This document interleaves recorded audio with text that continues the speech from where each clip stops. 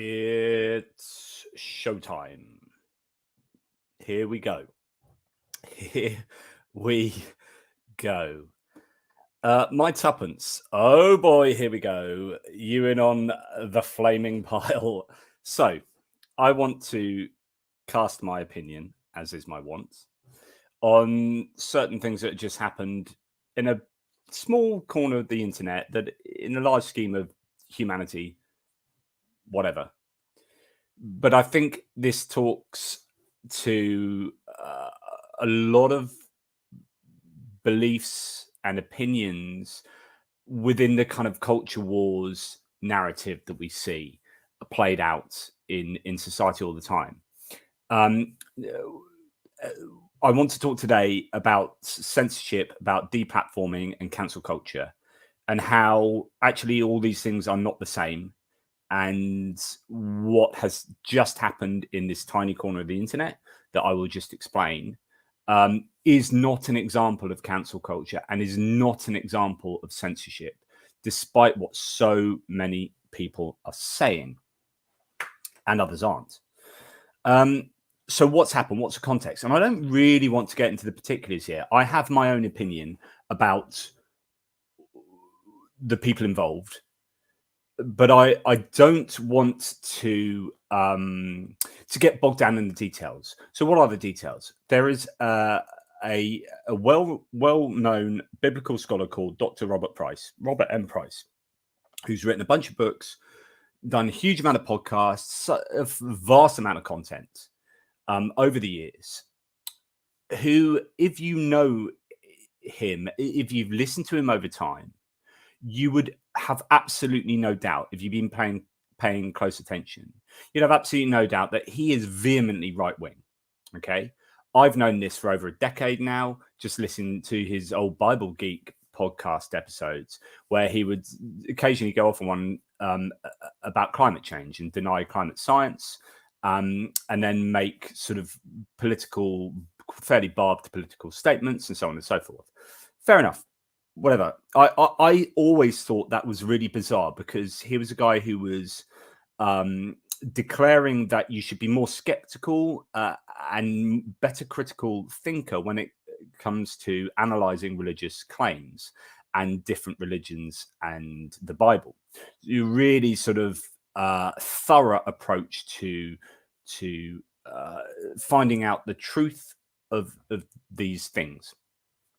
But then jumping into conspiracy theories over here concerning climate science denial. I mean, I mean, this is going back a decade, as I say, but I was like, wow, this is really interesting, because there's massive double standards going on here, so on and so forth. Anyway, whatever, because this isn't like a video about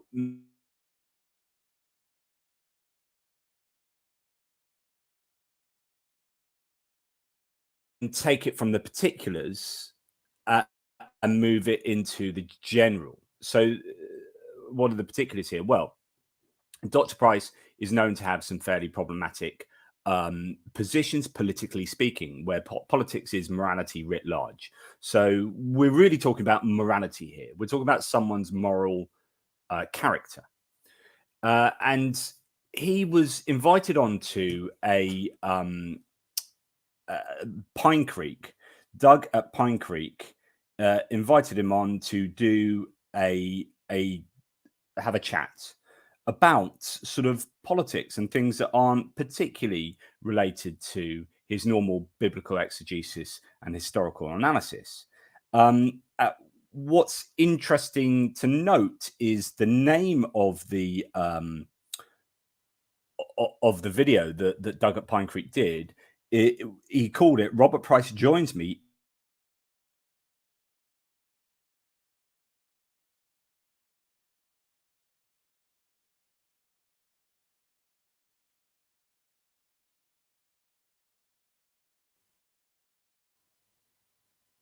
And I'm back.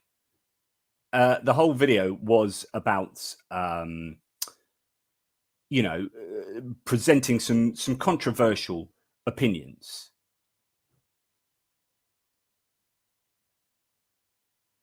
I don't know whether, yeah, there's something going on with my internet at the moment, which is, or this laptop, I think is having a right old, I don't know whether it's trying to update or something, is having a right old mare. If this continues, I'll do this again. Just let me know in the comments if I really keep freezing and it's really a problem.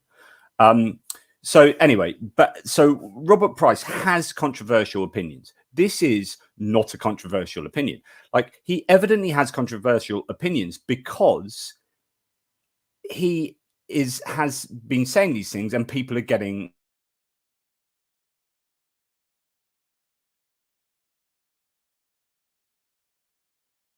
on to. So then he goes on to this Pine Creek YouTube interview to air these controversial opinions. Now, what I'm trying to say is, here is a person who is over here, has really interesting ideas about biblical exegesis, but over here has really problematic or potentially problematic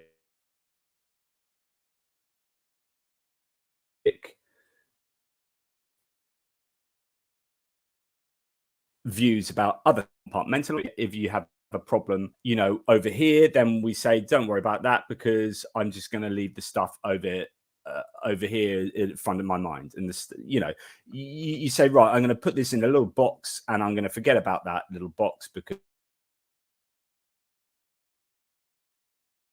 I think I might have to just start my computer again and see if I can come back on. So hello. Can you all hear me? Say something in the comments if you can hear me. Hopefully that has sorted out the problems. Literally did a Windows update there with a blue screen and everything. So I think that was what was going on. It was just a bit of a Windows update and it was making my computer go nuts. Anyway, so I'm back.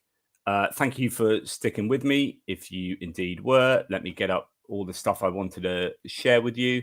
There we go. Excellent. Okay, so you guys are amazing. Thank you for bearing with me. I'm going to talk about definitions of censorship in a minute. So back to where I was. So where was I? We are talking about Dr. Price. So Dr. Price has these particular opinions with regards to politics and morality, and he has his biblical exegesis and scholarship over here. And generally, what I did before, and I've got Dr. Price's books, some books behind me of his, and I've read him and I've listened to him a lot, but I've also compartmentalized my moral opinion of him, or his moral positions and political positions, into one area of my brain. And that compartmentalization is basically cognitive dissonance reduction. So cognitive dissonance is where you have a core belief in your brain, and then you have evidence against that belief, and your brain has to do something to stop this disharmony. So it produces mechanisms and does certain things to stop this disharmony. And it might be that the evidence is morphed in a certain way that it harmonizes, or you reject something or whatever. So one of the ways of cognitive dissonance reduction working in my brain was to compartmentalize Dr. Price's problematic viewpoints that I personally had a problem with, right? And you push them to one side and you just concentrate on the biblical stuff and say, right, that's really interesting. I really like that. I really like what you say. But to some degree, compartmentalization is being dishonest with yourself. It's basically running away from a problem. It's putting a problem in a corner and saying, I'm not going to deal with that right now, because I'm going to deal with this part of the person I'm talking about.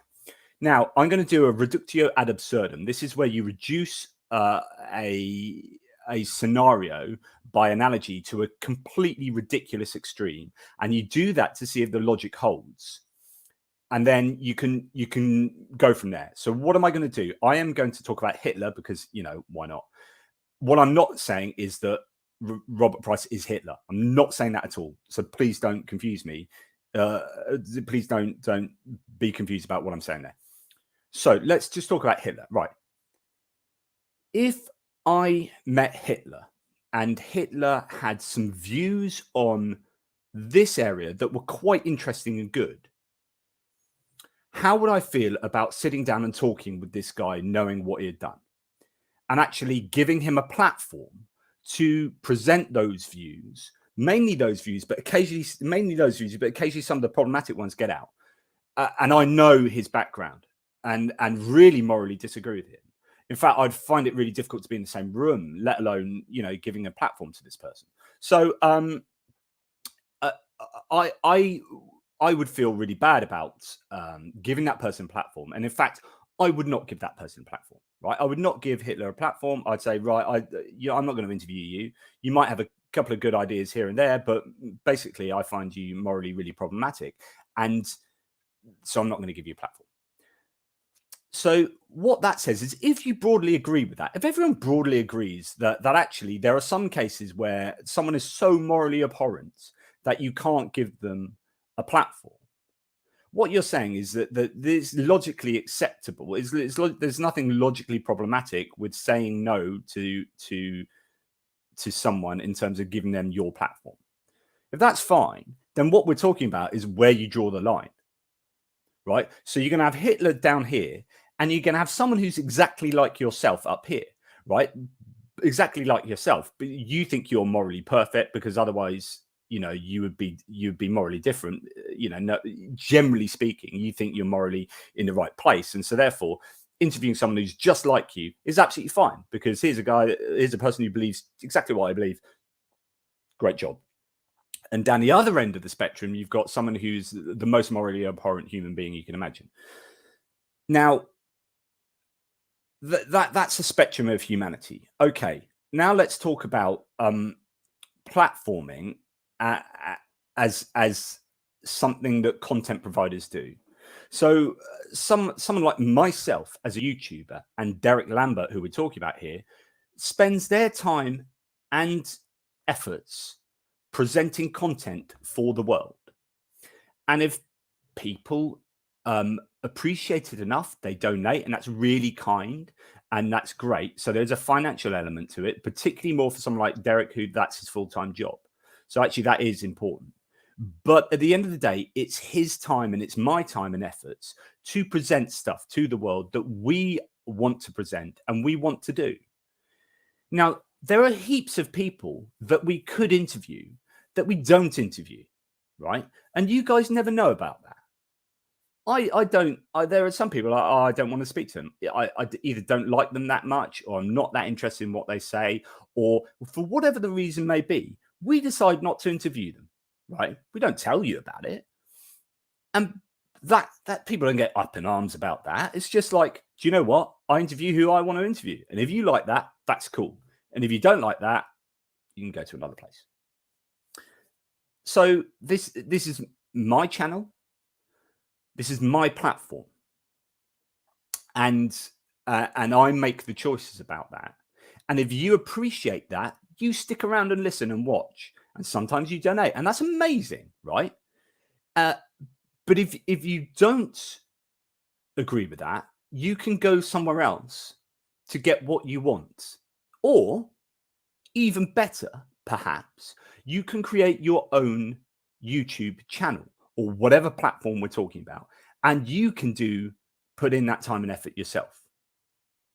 Okay, so what I'm trying to establish here is that a platform that any content provider gives is their own platform, and is what they do, and is part of their own sort of legal right to do what they want. Because I'm trying to move towards this idea is what Derek did in removing his platform for Dr. Price, censorship. Okay, so we're moving towards that. So now I'm going to give you another analogy, which is I'm walking down a street, someone is shouting obscenities to my right, and I'm like, I'm not going to speak to that person. So I carry on walking. Now, the question is my decision not to speak to that person an example of censorship? Am I censoring that person by not speaking to them? No, they're still able to speak.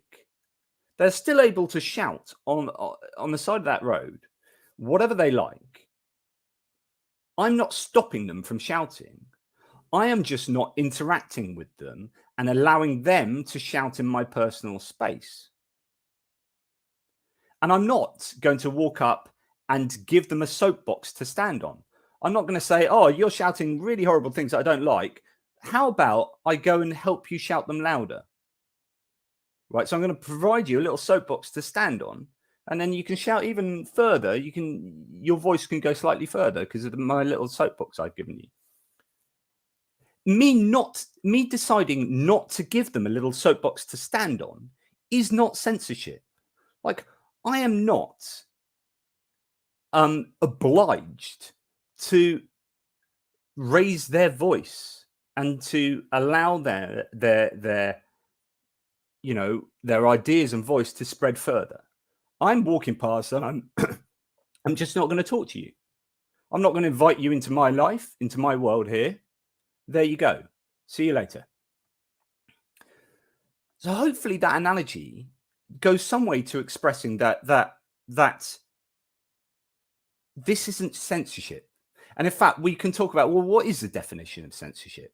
So on the one hand, you can get the broadest definition possible, which is on an individual level, which is if I don't allow you to write something on my blog, I am censoring you, which to me sounds really bizarre. Like, if I don't allow you to say something on my channel, I'm censoring you. So let's go back to Hitler. Like, I say, oh, I don't want Hitler's views on my channel. I'm not going to interview Hitler today. Am I censoring Hitler? I mean, realistically, in the common terminology of how we understand censoring, I don't think so. So I do not agree that an individual can censor. If you're talking about an individual using their own platform, their own individual's platform. I mean, it might be different if you as an individual are the president and you're saying that person can't speak on and you're making regulation, then it gets different. But from an individual having their own YouTube channel saying, I don't want to speak to that person, that is not censorship. That is, articulating your own moral evaluations and sticking by them and, expressing your own legal rights to do what you want with your own platform. So I would say censorship has to be something that isn't just an individual thing. It's more like an institutional thing. So it's something like the government saying you cannot. It's like Putin in Russia saying you cannot call this the war. You have to call it a special operation, and you cannot show any TV footage of what's going on in Ukraine on my TV channels. That is censorship. That is a state, enforced diktat that means there is no freedom of speech for anyone in that country to say what they want. So, I think there's a difference. So let's have a look at a couple of definitions here that might sort of express what I'm trying to say here. So, defining censorship. This is from I think Oklahoma State University. So there are loads of different definitions you might want to use here. I mean, here's one: official prohibition or restriction of any type of expression believed to threaten a political, social, or moral order. It may be imposed by governmental authority, local or national, by a religious body, or occasionally by a powerful private group. Now, I think that to me is what I would say censorship is, and I think that sums it up well to the point where what Derek is doing at his own YouTube channel is not censorship. He's neither a government authority, local or national authority, a religious body, or even a powerful private group. He's an individual. So here you've got talking about, and this is the Academic American Encyclopedia. So this is quite interesting because it starts with that broad definition, which I disagree with. So in its broadest sense, censorship refers to suppression of information, ideas, or artistic expression by anyone, whether government officials, church authorities, private pressure groups, or speakers, writers, and artists themselves. Now, I would disagree with that, because I don't think you can have an individual censoring someone. It's just a personal decision. In its narrower, more legalistic sense, and this is where we get towards where I'm coming from, this more legal sense, censorship means only the prevention by official government action of the circulation of messages already produced. Thus, writers who censor themselves before putting words on paper for fear of failing to sell their work are not engaging in censorship in the narrower sense, nor are those who boycott sponsors of disliked television shows. Yet all of these restraints have the effect of limiting the diversity that would otherwise be available in the marketplace of ideas, and so may be considered censorship in the broadest sense. Again, it's this broad versus narrow sense of censorship. I would disagree with that broad sense of censorship, in the same way that I have just recently boycotted a couple of corporations who are operating in Russia still, Western corporations who are operating in Russia, not just virtue signaling and doing it because I want to sound good, and they aren't like corporations I never buy from anyway. These are genuinely some corporations I do buy things from, and I am boycotting them. And I'm doing it because I would have a moral dilemma inside me buying from these corporations who are doing things that I find morally problematic. And so for me, I'm like, I don't want anything to do with you now. That is not me censoring them. That is me boycotting them, but I'm not censoring them. They are still able to sell all their stuff in Russia. Like, I am not changing how they operate. Now, what I hope to do is, with many other people, give enough public community pressure that they go, well, actually, we are going to change our minds, because hopefully at some point there is a cost to them that means they'll change their minds. I mean, that's the hope, but I don't even think that is censorship, because they're still able to do what they want to do. It's just that some people won't buy their stuff. It's not censorship. So let's now talk about Derek. So Derek Lambert is a host of Myth Vision, and he has hosted that show for a number of years and had Dr. Price on a number of times, and has met him. Has met the families got together. They know each other pretty well, and they are really friendly on that kind of level that allows Derek to compartmentalize some of the problematic moral things that have been coming out in hints, I think. But at some stage, well, at the stage of watching the Pine Creek interview, Derek has gone, right, okay, these views are now really explicit and they're out there for everyone. This isn't something that Dr. Price just holds and doesn't talk about, just holds in his mind. It may come out in a dinner conversation or something. This is now very publicly out there. And these are viewpoints that I, as Derek, find really, really morally problematic. And there are personal connections to that. And he's done a really good, eloquent video talking about how he when he was an addict, he was sort of low down and felt worthless.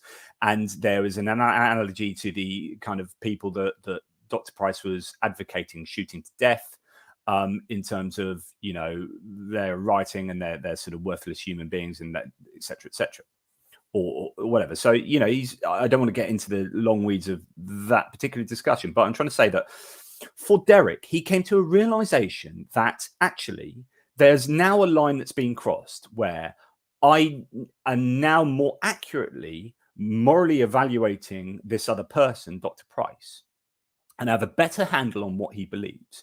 And what he believes has crossed that line for me that I don't want to now. I would feel uncomfortable interviewing him. We'll be talking about these ideas, but there are these other ones over here that I know he holds, and occasionally come out with the occasional like sentence that gets by. But even if he didn't, you know, say those things off the cuff occasionally, that me knowing he has them means that I find it morally disharmonious, and there's cognitive dissonance going on if I'm to interview him. and we're going to be nice and civil and everything, but he holds really properly egregious views. And so what Derek has done, and I really, really admire him for this, because actually it's not easy. The easiest thing for him to do, as far as not getting hassle from other people, will be to continue interviewing Dr. Price. People can compartmentalize their views, but he would continue interviewing him, etc., etc., etc. And that might have been the easiest, but that's not being true to yourself. Compartmentalizing isn't being true to yourself, I would argue. It is not being honest with yourself. And so what he's done is saying, right, Dr. Price has crossed this line here, and this line is a line for me personally where I find it uncomfortable to speak to him.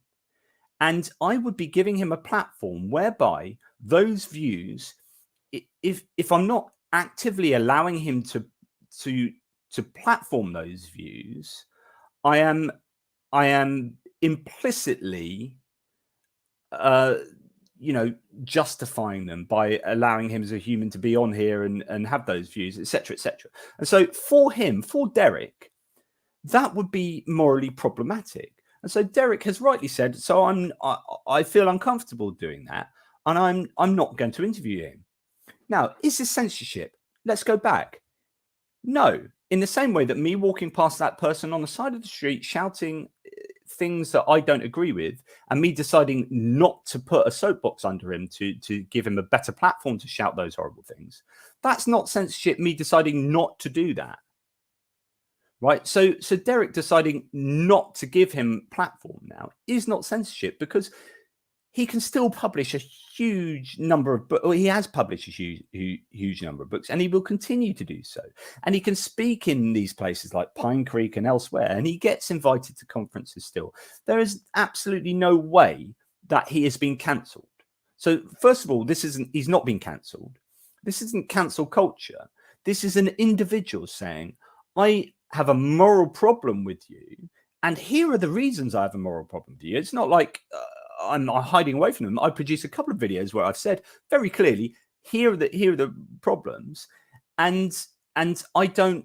And West 501 here, I mean, says it quite nicely, which is, who needs such conflict? Well, actually, here the conflict is internal. I'd say first and foremost, this is an internal conflict. So who wants I don't want to be sitting here interviewing someone that I know deep inside causes me some real moral, like, problematic kickback. Like, internally, I just have this cognitive dissonance going on all the time. Like, do you know what? To be true to myself, I'm not going to interview him.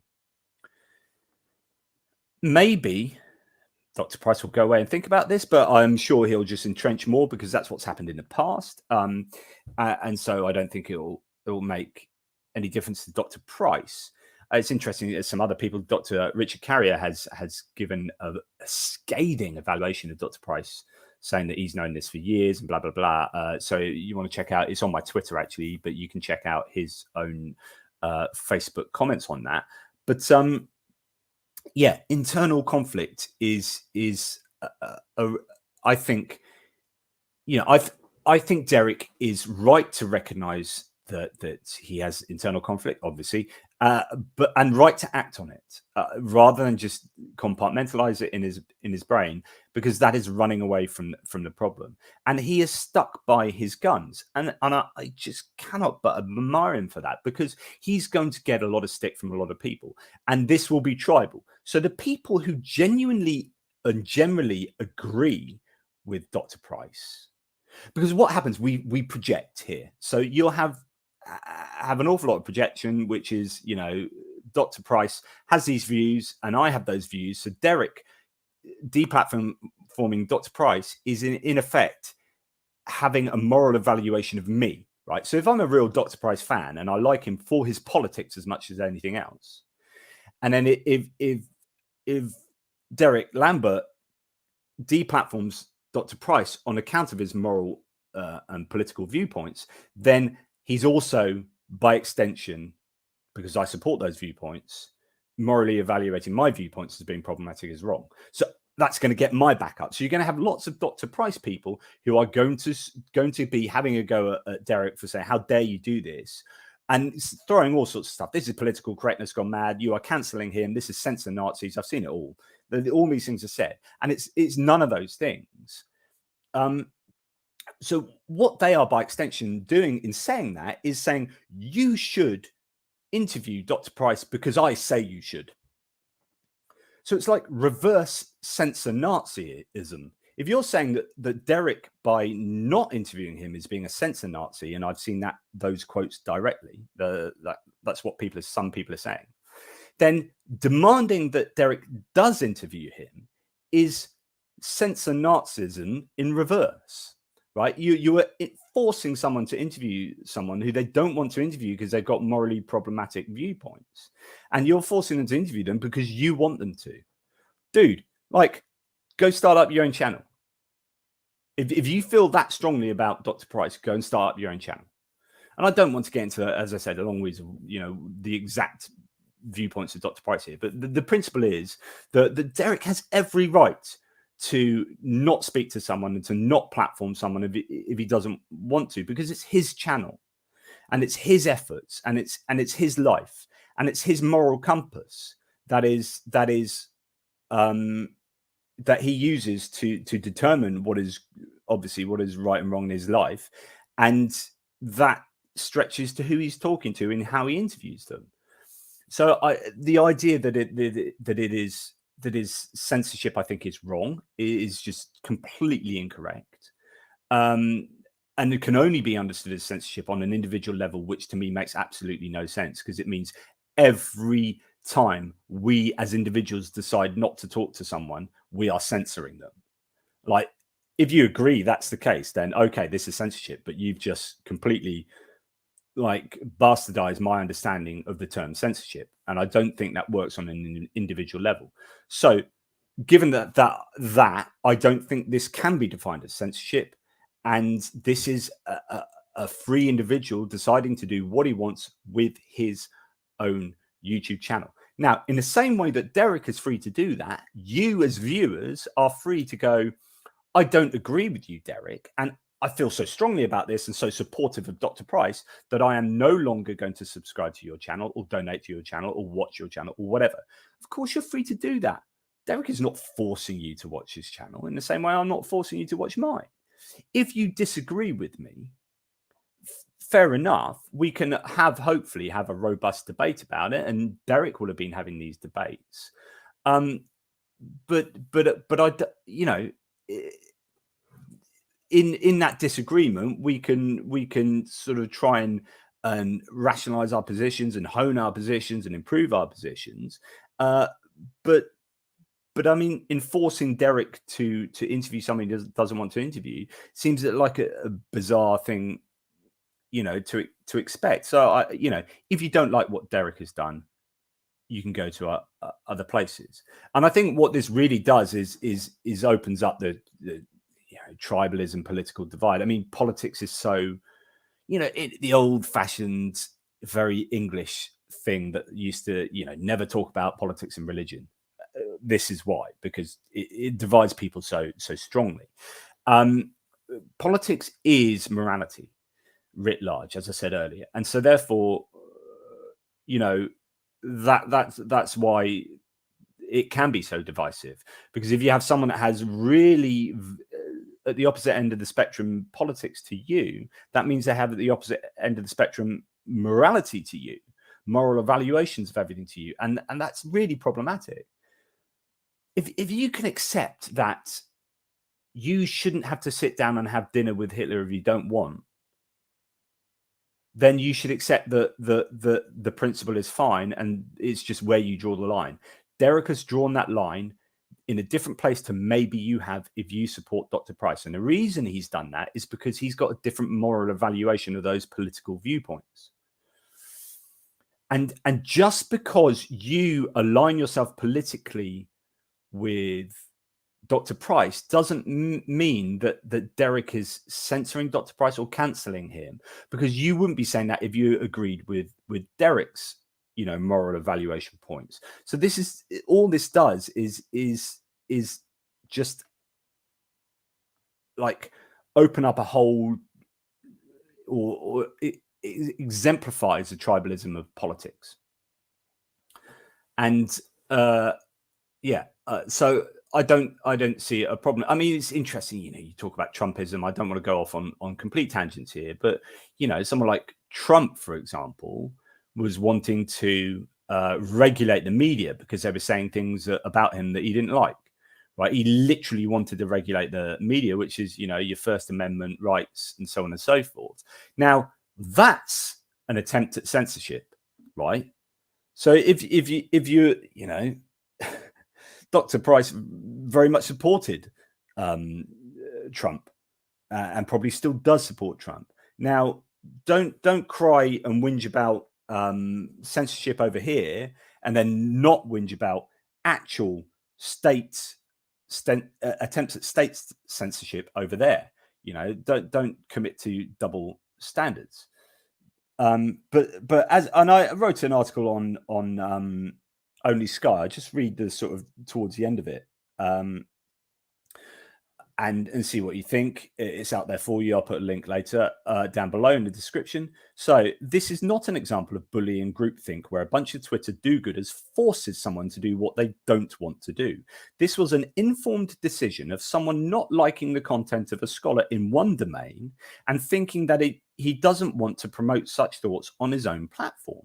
Morally agreeing with other people and agreeing to do what they would like you to do is not some kind of conspiratorial groupthink censorship. This is the difference between doing something primarily to accord with the expectations of others in order to fit in, as opposed to doing something to accord with one's own personal morality that also just so happens to accord with the expectations of some others. I just want to explain that.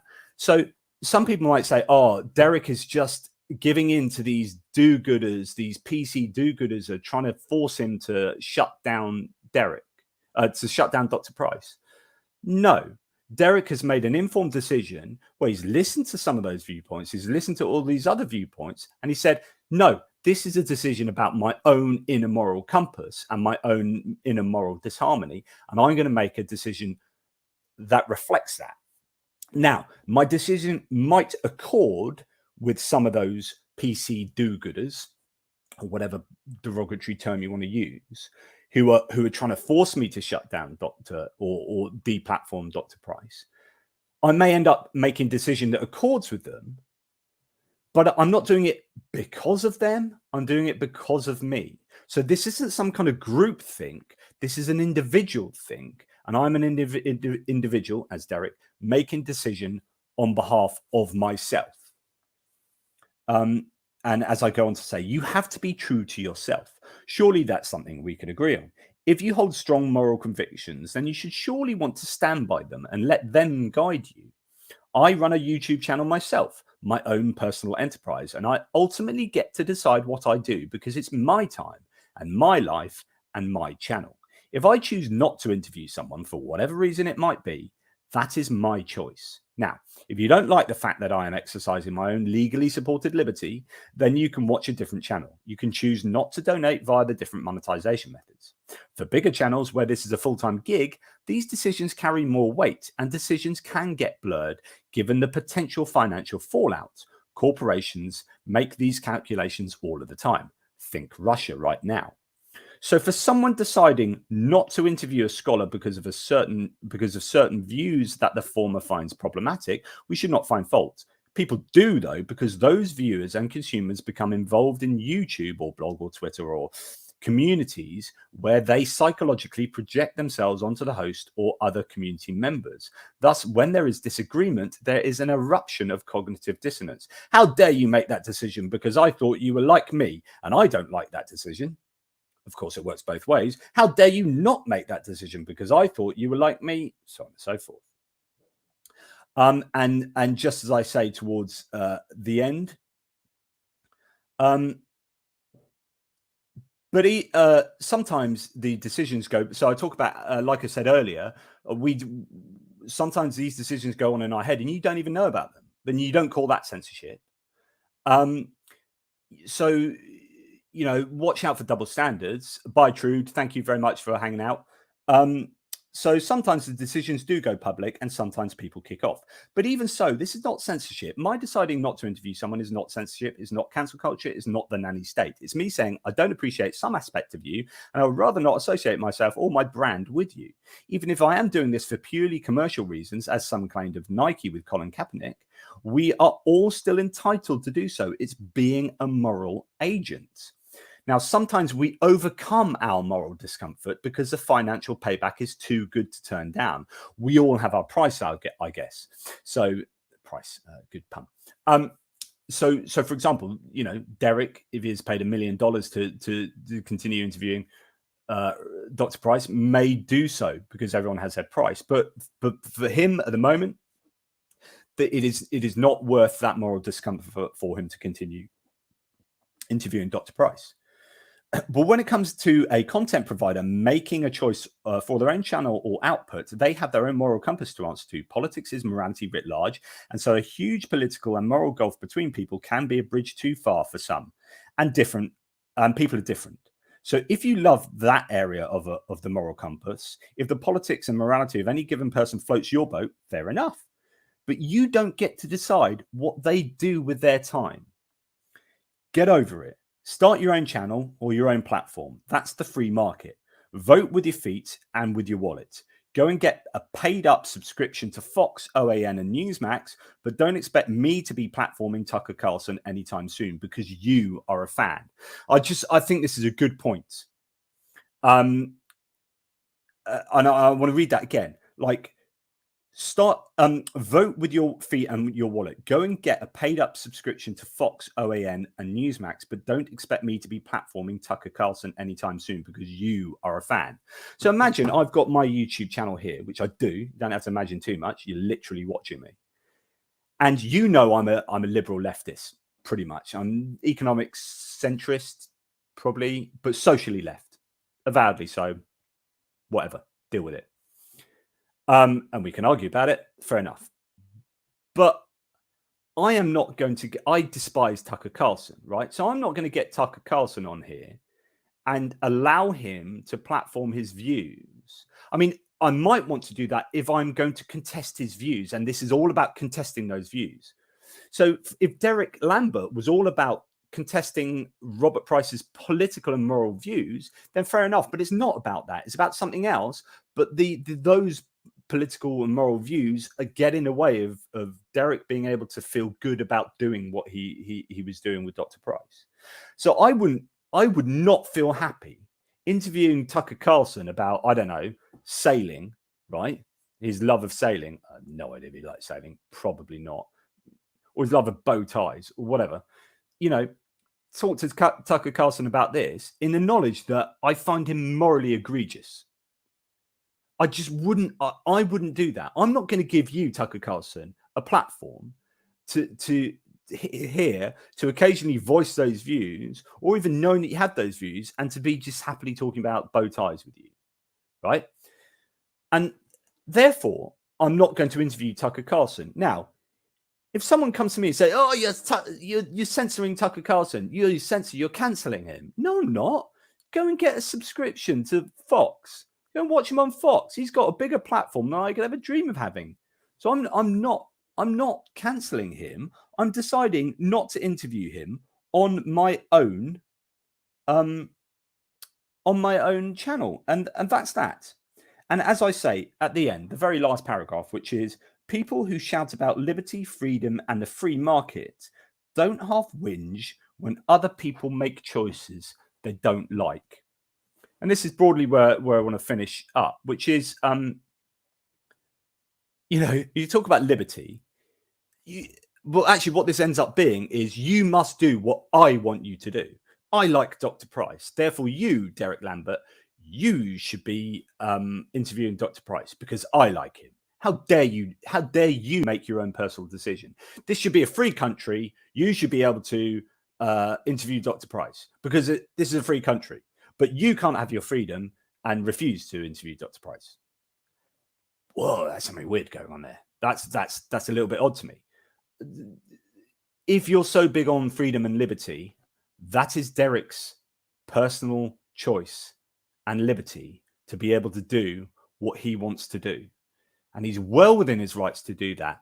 And not only within his rights to do that, I actually think he's morally justified in doing that. But I don't really want to get into like analysing Dr. Price's views. I do find them morally problematic. I'm at the opposite end of the spectrum to him. And some of those things that he said on Pine Creek, I think were really, really problematic. And I think Derek was right to do what he did as far as aligning with my position. But more importantly, he was right to do it because he was being true to himself. And really, that's what this is all about. Derek was being true to himself, to his own moral compass. So he did the right thing. VA, legend, 666. I've got a cold cup of tea here now. Oh, that's cold.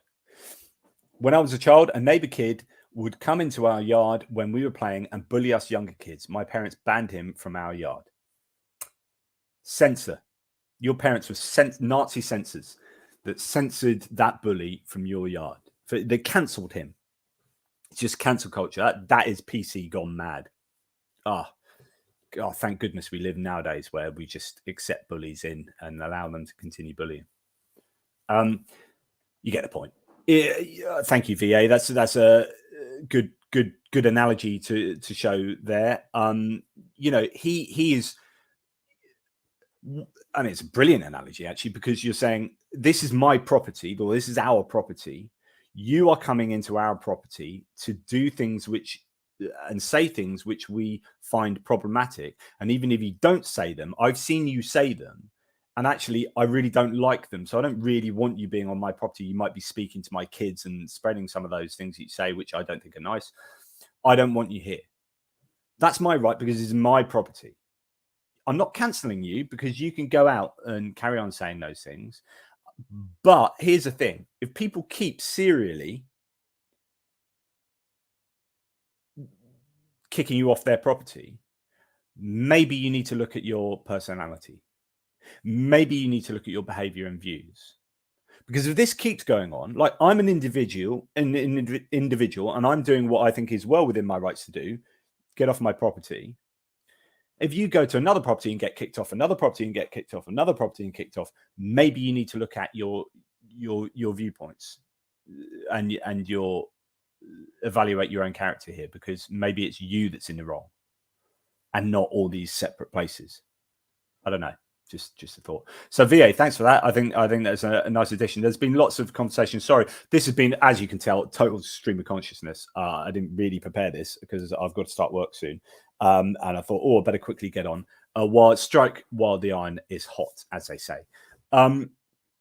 So let's have a very quick swizz at what people are saying here. So here you go. This was Mr. McKenzie. I felt ill watching the Pine Creek interview. I was vaguely aware of Dr. Price's politics, but this was the first time that I heard it from the horse's mouth.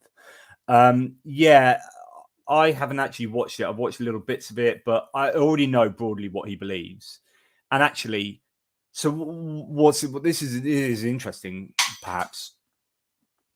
It's interesting, perhaps, because I think watching that, I would get too much cognitive dissonance, or I'd feel too uncomfortable that I would not be able to watch it. I'm quite empathic or empathetic, I think, to the point where I sometimes have, problems doing things like that, where I like Dr. Price's books and I like his thinking, and I can't watch this, and I know these views and I know what you're saying, and I just can't marry those. So I'm just going to, maybe that's me compartmentalizing, but it's not because I know what he's like. It's not like I'm admitting it fully. I just don't want to hear it.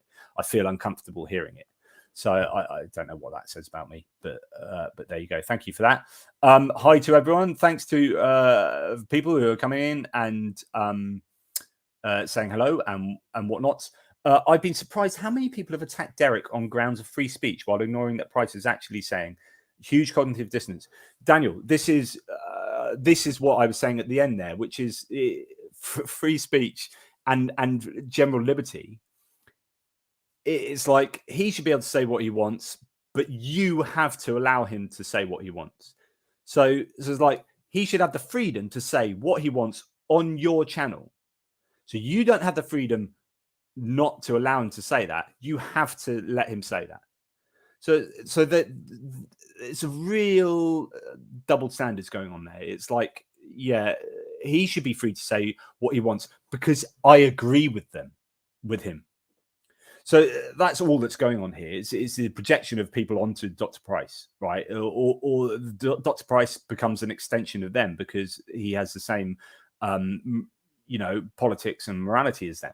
So it's like, and that must be right. So you not allowing to say that, I can't handle that because that's effectively morally evaluating me, and I've got to be right. So you have to be wrong. So you should allow him to say stuff on your channel, and of course, that's freedom in one respect, but not freedom in the other. And of course, again, Dr. Price can say those things, just not on my place. Thank you very much. Go and read his books. Go and start your own channel and interview him on those ideas if you really want that. So there you go. Thank you. Oh, here we go. Yeah, Twitter's always a good. I was unaware of the views until Twitter started to bullhorn.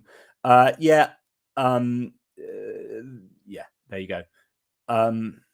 And I heard him say that he was a Republican and Trump supporter. I was still fine watching him. After Pine Creek, I realized he's super problematic. Opposing views are fine.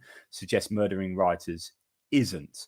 Yeah, I think, and this is what one of the big problems that Derek had, which is like trying to justify shooting to death people who were breaking up property involved in the BLM riots. And is already problematic because you've got, ethnicity, race and ethnicity involved, or, color.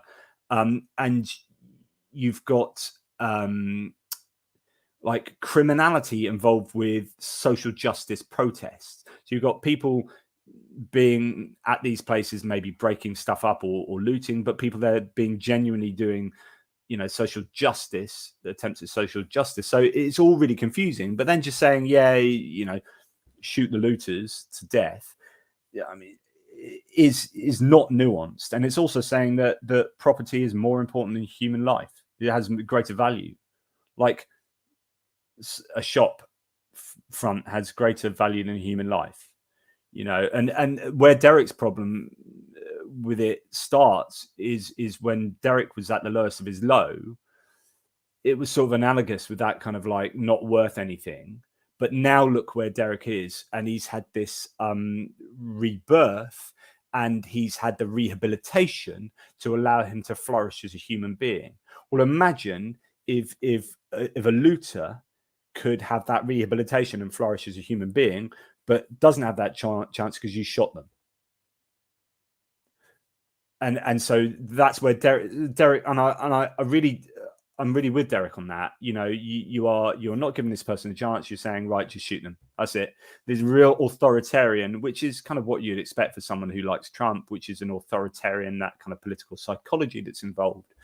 But it's never the best position to truly understand causal circumstances and why people do things, and then say, well, what can we do about this scenario to maybe ameliorate it so that you don't do these sort of things in the future and you become a better person. I mean, we could just shoot you, but maybe there are more positive things we could do. So there you go. Supporting statues erected by the KKK. I live in Richmond, VA, and the center of this issue, and supported by racists. How is he not a racist? He can say he's not, but his words and actions say he is. Again, I don't want to get into the particulars here, but you can imagine where I sit with this, which is, so someone said something odd in one of the conversations on one of the socials where I was debating this on Facebook, saying, oh, what's the problem? These are just beliefs. It's like, no, they're not just beliefs, right?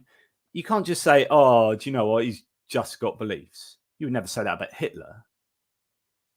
I don't want to go to Godwin's law and all that, but those beliefs are either driving behavior, like it's going to be voting behavior, so voting to change a government that enacts those beliefs, or behavior towards others, discriminating actively against others, or it's epiphenomenalistic beliefs, which means the beliefs don't cause the behavior, they reflect the behavior. So you're doing these things, and then the steam that generates from your machinations of your brain are the beliefs that are rationalizations of your behavior. Either way, they're not just beliefs. And so all people that say stuff like that is shorthand for me, is saying you just morally agree with Dr. Price or whoever you're talking about. You just morally agree with this person, and this is your way of justifying why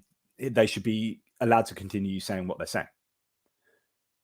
That's all that is. And most of it, so this is what I talk, it just gets tribalistic, which is like the people that are having a go at Derek are the people who broadly are the people who morally agree with Dr. Price or somewhat agree with Dr. Price.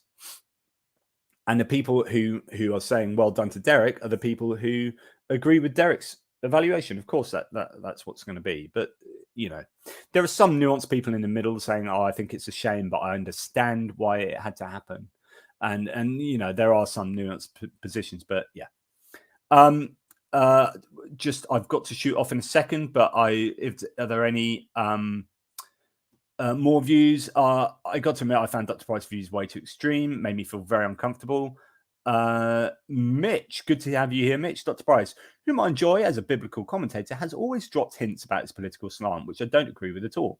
What I think also hit Derek hard was Price's take on addiction.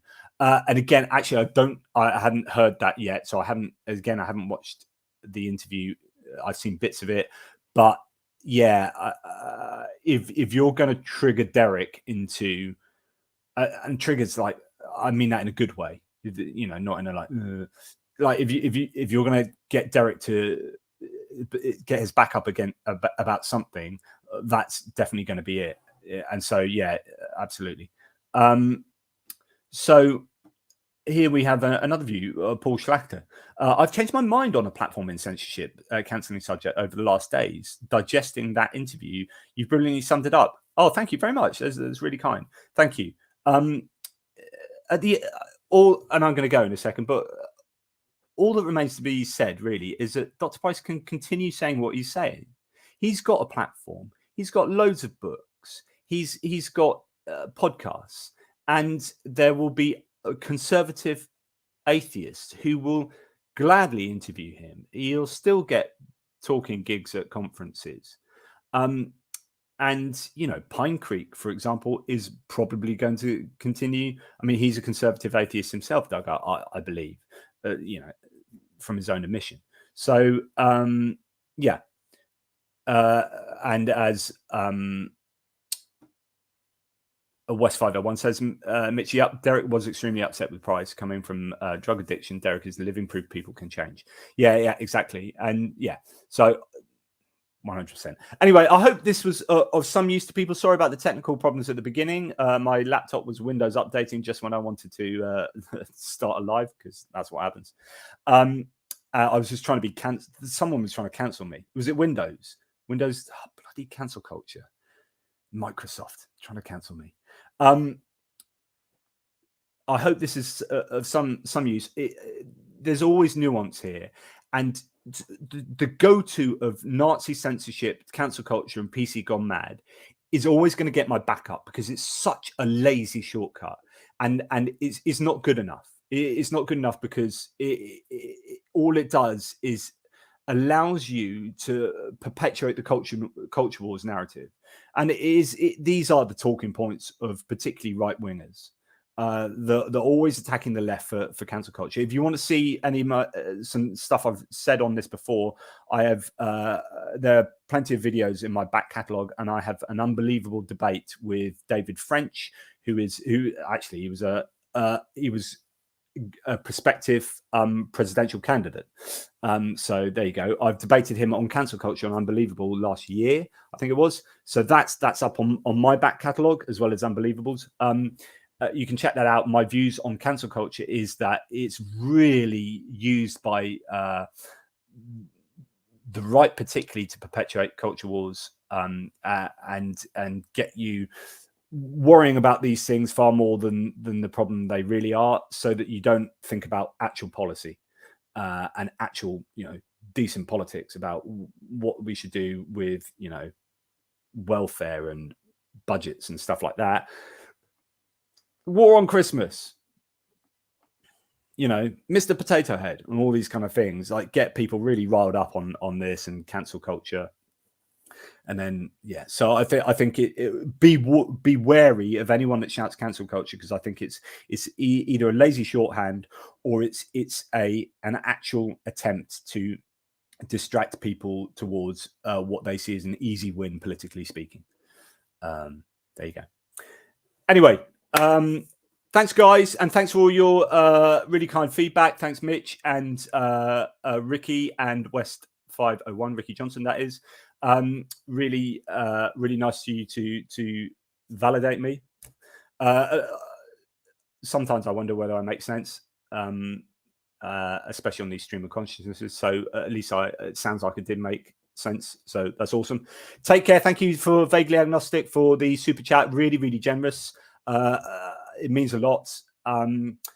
Please don't cancel me. Please don't. Please continue watching and all that stuff. Take care. Question everything, particularly yourselves. And I love that thing that someone said earlier, which is, I thought this about that, but I've changed my mind slightly. That's always really healthy. The ability to change your mind. Don't be afraid to change your mind in light of new evidence and new arguments. There you go. Take care. All the best. Toodle pips, and speak soon.